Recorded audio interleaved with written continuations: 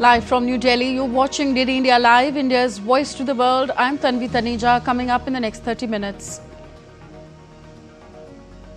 US Defense Secretary Pete Hegseth says NATO members must commit 3.5% in hard military and 1.5% in infrastructure, terms it as a real commitment.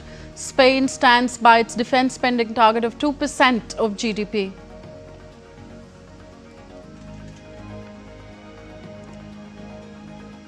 Russia says the order to blow up bridges in the country is terrorism, stresses on taking it into account in future talks. Ukraine does not acknowledge responsibility for the bridge attacks.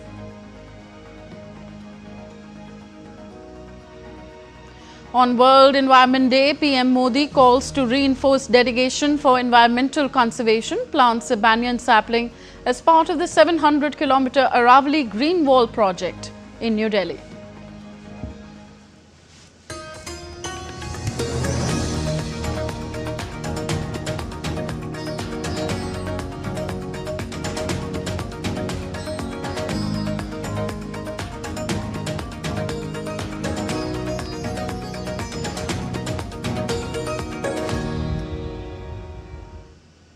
NATO defense ministers are discussing how to meet Donald Trump's demand for significant increases in spending in Brussels today, less than 3 weeks ahead of a key summit of the alliance in The Hague. Ahead of the meeting, NATO Secretary General Mark Rutte has proposed alliance members to boost defense spending to 3.5% of their GDP and commit a further 1.5% to broader security-related spending. He expects allies to agree on what he called historic new capability targets, adding that the goal is to better balance defense contributions between Europe, Canada and the United States. That will be a considerable extra investment. And this is why I predict that in The Hague we will decide on a much higher spending target for all the nations in NATO. Because we have to invest in our air defense systems, we have to invest in our let's say long-range missiles, we have to invest in our maneuverable land formations, command and control systems. All of this has to happen. And these mean huge investments. We need all over NATO territory. And by the way, doing this will also equalize what we are spending with what the United States is spending.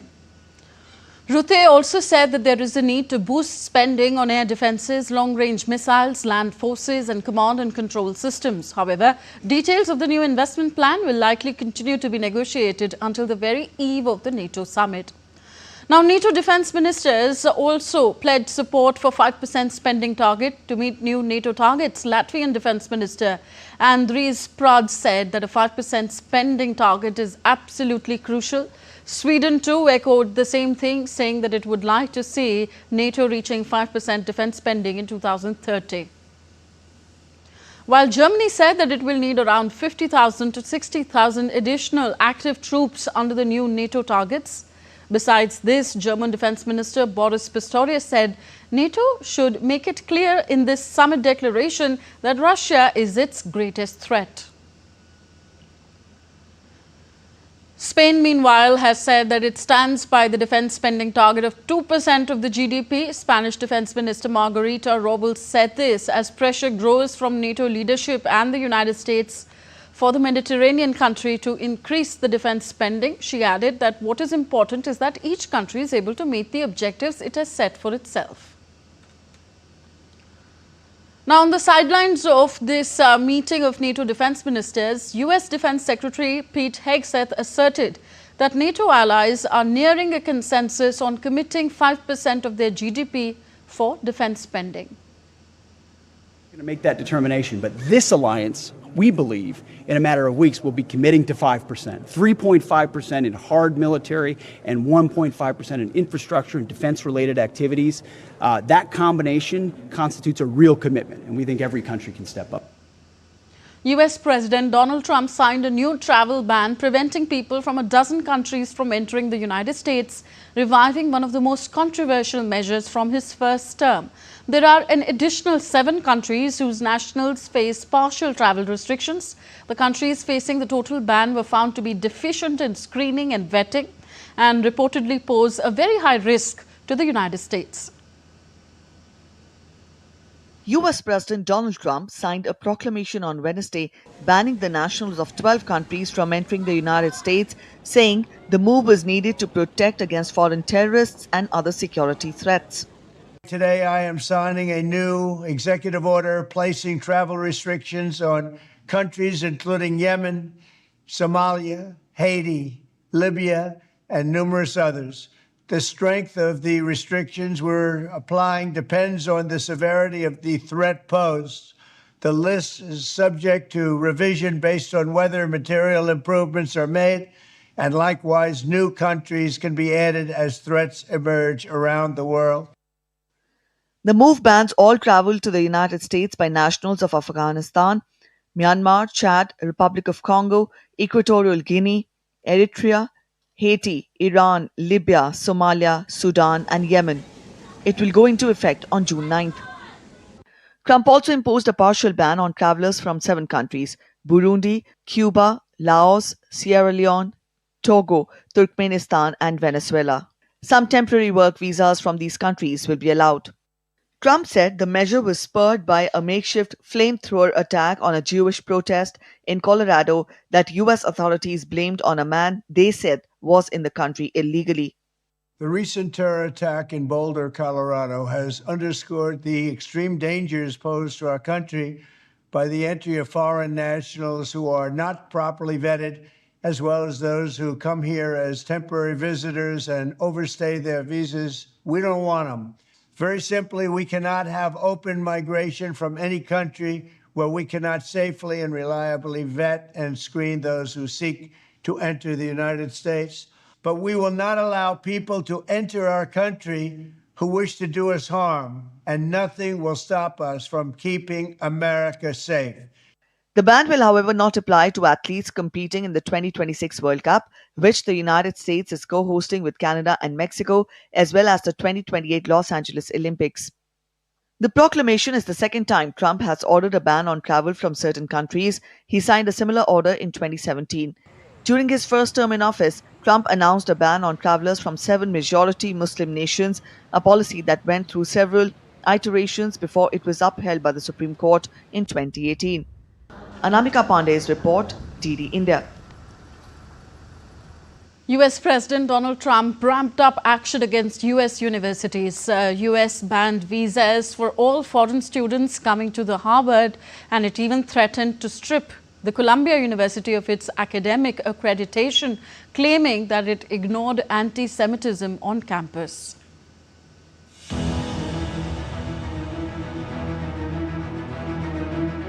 In a furious escalation of his campaign against the academic elite, President Donald Trump has issued an executive proclamation banning all the new international students from attending Howard University, effective immediately.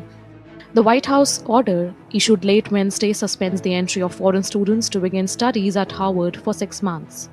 The proclamation also threatens the visa status of current international enrollees, nearly 20% of the student body. The announcement follows earlier failed attempts to cut off Howard's access to foreign students. The administration has already stripped $3.2 billion in federal funds and vowed to exclude Howard from future government contracts. The Trump administration also issued a warning to Columbia University, threatening to strip its accreditation over allegations of anti-Semitism on campus. Earlier in March, the Trump administration put $400 million of Columbia's funding under review, prompting the university to implement new policies to address anti-Semitism concerns. Losing accreditation would deal a devastating blow to Columbia, cutting off federal funding, student financial aid, and research grants. The university confirmed it is addressing the concerns with its accrediting body while asserting that Columbia is deeply committed to combating anti-Semitism on its campus. Bureau Report, DD India.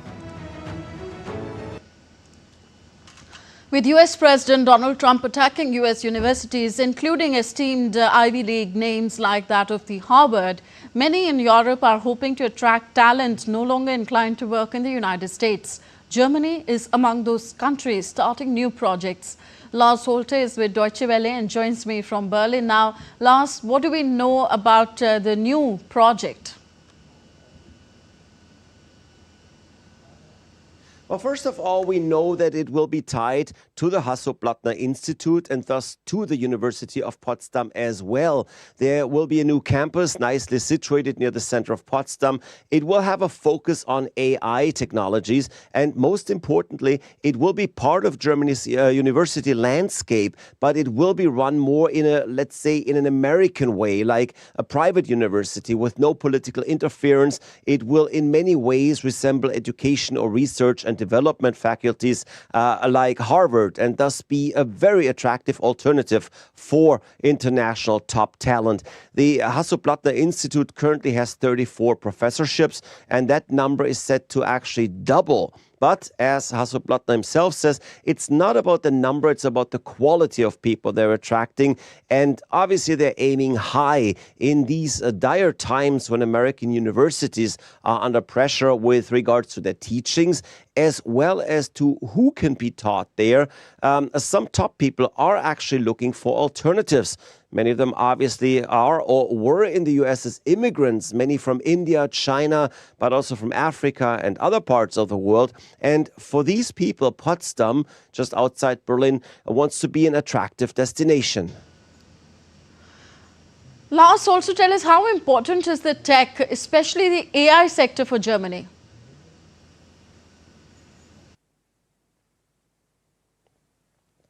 Well, it's massively important for every country, I guess. AI is the ultimate future technology, and we're having some R&D here already with especially the universities of Karlsruhe, Darmstadt and Munich, pretty well known in the sector.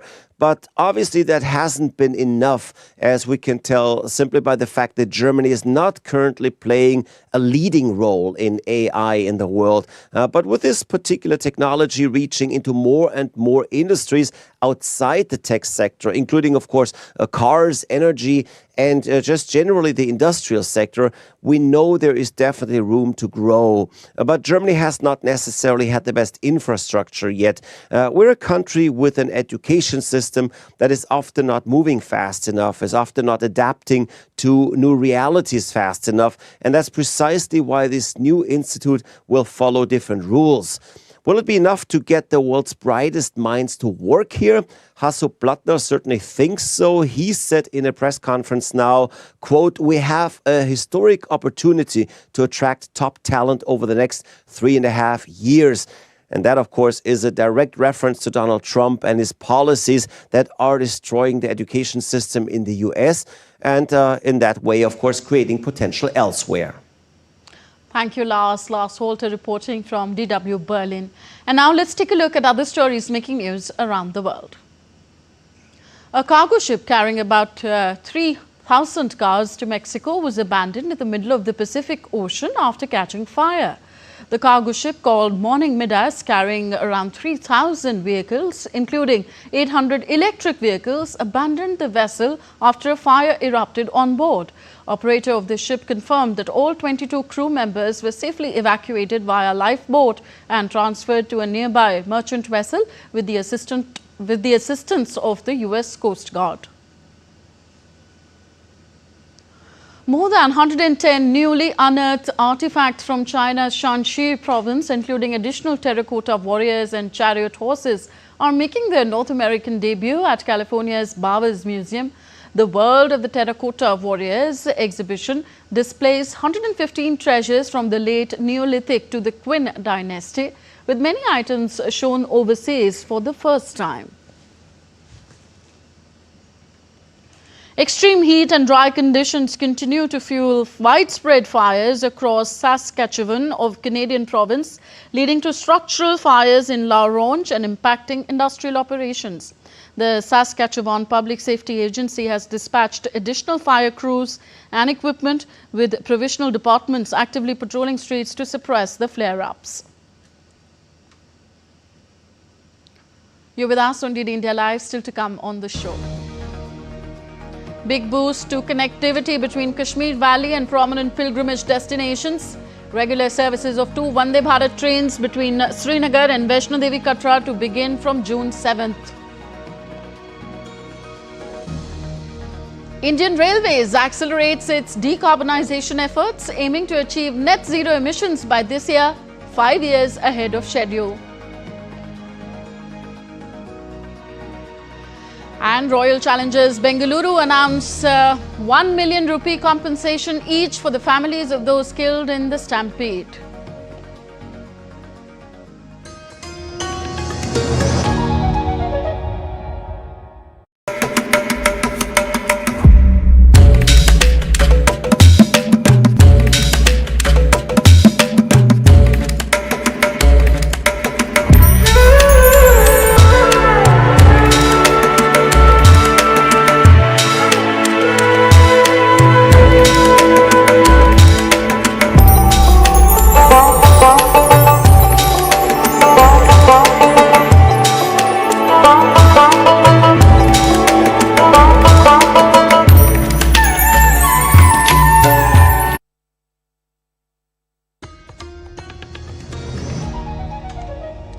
Welcome back. You're watching DD India Live. I'm Tanvi Taneja. Regular rail services of the Vande Bharat Express trains between Srinagar and Sri Mata Vaishno Devi Katra will begin from June the 7th, that is Saturday. The services will operate 6 days a week, enhancing connectivity between the Kashmir Valley and the prominent pilgrimage destination. The two pairs of Vande Bharat Express trains will run on the Srinagar-Katra-Srinagar route with intermediate stops at Banihal.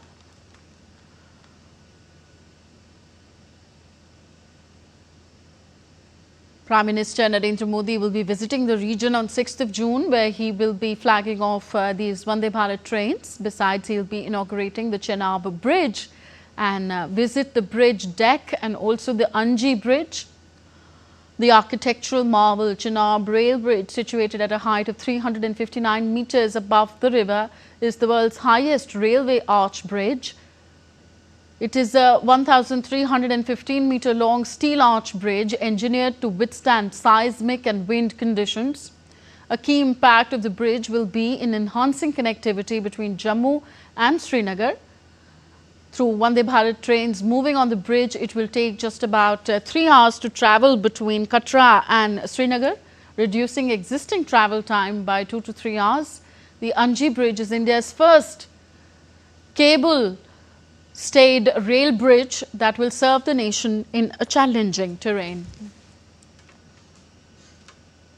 So, India's global outreach and Operation Sindoor is now in its final leg. Out of the 7 multi-party delegations carrying the message of India's principled and resolute stand against terrorism, 5 delegations have returned India after concluding their successful visit to their respective countries. Today, 2 of them met External Affairs Minister Dr. S. Jaishankar in the national capital. The minister met the all-party delegation led by Sanjay Jha that visited Japan, South Korea, Singapore, Indonesia and Malaysia. The External Affairs Minister also interacted with the all-party delegation led by Kanimuri that visited Russia, Latvia, Slovenia, Greece and Spain. 7 delegations visited several countries and put forth India's position on Pakistan's decades-long promotion of terrorism and New Delhi's new normal in tackling cross-border terror after Operation Sindoor. Speaker of India's lower house of Parliament Om Birla addressed the working session on BRICS parliamentary action in search of new paths for economic development at the BRICS Parliamentary Forum in Brasilia. While speaking in the session, Birla reiterated India's strong support for a fair and rules-based global trading system, one that genuinely addresses the needs and aspirations of the Global South. India supports a fair and rule-based global trading system, one that adequately addresses the needs and aspirations of the Global South. Friends, we are concerned that representation of developing countries in the international institutions remain inadequate. This imbalance hampers global equity and balanced development. Therefore, BRICS countries must collectively make concrete efforts to enhance the participation of the Global South in the such institutions. Now, foreign ministers of 4 Central Asian countries, including Kazakhstan, Tajikistan, Turkmenistan and Kyrgyzstan, are visiting India to attend the 4th India-Central Asia Dialogue. The leaders today met External Affairs Minister S. Jaishankar in the national capital. Deputy Prime Minister and Foreign Minister of Kazakhstan, Murat Nurtliyev, met Jaishankar, during which both the leaders discussed various facets of the strategic partnership, focusing on political, trade, investment and energy cooperation. Also spoke about widening connectivity with the Central Asia region. During the meet, External Affairs Minister Jaishankar appreciated Kazakhstan leaders' support of zero tolerance for terrorism. The two sides also signed a program of cooperation for strengthening India-Kazakhstan ties. Jaishankar also held a meeting between Tajikistan Foreign Minister Sirajuddin Mohiruddin. Both the leaders agreed on the need to firmly counter terrorism in their region. They shared views on furthering their cooperation, including deeper trade, investment and connectivity ties. Foreign Minister of Turkmenistan, Rashid Meredov, also met Jaishankar. The two leaders held a warm exchange on deepening cooperation, particularly in trade, investment, connectivity, health and energy sectors. Jaishankar welcomed his strong condemnation of terrorism in all its forms and manifestations. Besides, Foreign Minister of Kyrgyz Republic, Jinbek Kulubayev, is in New Delhi to participate in the India-Central Asia Dialogue. Moving on, an intense encounter is underway between security forces and Maoists in the National Park area of Bijapur district in the central Indian state of Chhattisgarh. As per initial reports, Central Committee member of CPI Maoist Sudhakar alias Nar Singhachalam has been gunned down during the operation.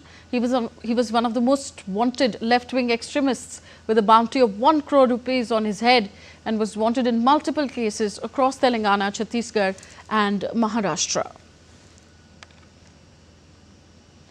On to some weather updates now. Flood situation across the northeast remains grim with widespread devastation reported from multiple states. Infrastructure, homes and vast stretches of farmland have been severely impacted. In Assam's Sribhumi district, floodwaters inundated homes and markets, paralyzing normal life. The Assam State Disaster Management Authority reports 12 deaths due to floods and 5 more due to landslides this season. In Mizoram, Chief Minister Laiduhoma visited the disaster-hit areas, assuring residents of relief and rehabilitation. He acknowledged the severe hardship faced by his constituents and pledged government support for all affected, regardless of the scale of damage. It is June 5th today and we observe World Environment Day today. The theme of focus this time is ending global plastic pollution. The day unites communities to promote environmental protection and encourage a future sustainable to all. To mark the day, Prime Minister Narendra Modi led a special tree plantation initiative in New Delhi, reaffirming India's commitment to environmental stewardship and green mobility. Prime Minister Modi planted a banyan sapling under the Ek Ped Maa Ke Naam, one tree for every mother initiative. The initiative is part of the Aravalli Green Wall project, which aims to reforest the 700-kilometer Aravalli range. The Prime Minister also flagged off electric buses under Delhi government's Sustainable Transport Initiative, promoting clean urban mobility and symbolizing the nation's collective responsibility towards ecological balance. Also, Prime Minister Narendra Modi on World Environment Day planted a sindoor sapling at his official residence in New Delhi. The sapling was gifted to Prime Minister Modi by a group of women who had shown remarkable courage in the 1971 war during his recent visit to Kutch. Prime Minister Modi was touched by this gesture and said that he would plant this sindoor at his residence. The Indian Railways is significantly accelerating its decarbonization efforts, aiming to achieve net zero emissions by this year, which is 5 years ahead of its initial schedule. Railways Minister Ashwini Vaishnav highlighted these advancements on World Environment Day, emphasizing the national transporter's multi-pronged approach in line with Prime Minister Narendra Modi's Panchamrit goals for 2070. The minister also emphasized the rapid pace of electrification, bringing 99% of the broad gauge network under electric power, which significantly reduces dependency on imported oil. The Royal Challengers Bengaluru have announced a compensation of 1 million rupees each for the families of the victims of the Bengaluru stampede. The team has also stated that they will set up a support fund for the people injured on June 4th. A large crowd had gathered outside the Chinnaswamy Stadium to be a part of the felicitation ceremony for the RCB players after they won the IPL 2025 title. That's all for this edition of DD India Live. Do let us know your thoughts on the news of the day. Connect with us on our different social media handles at DD India Live. And you can also download our DD India mobile app for quick news and updates on the go. We'll be back with more news as it breaks here on DD India. I'm Tanvi Taneja. From all of us here in New Delhi, thank you for watching. Namaskar.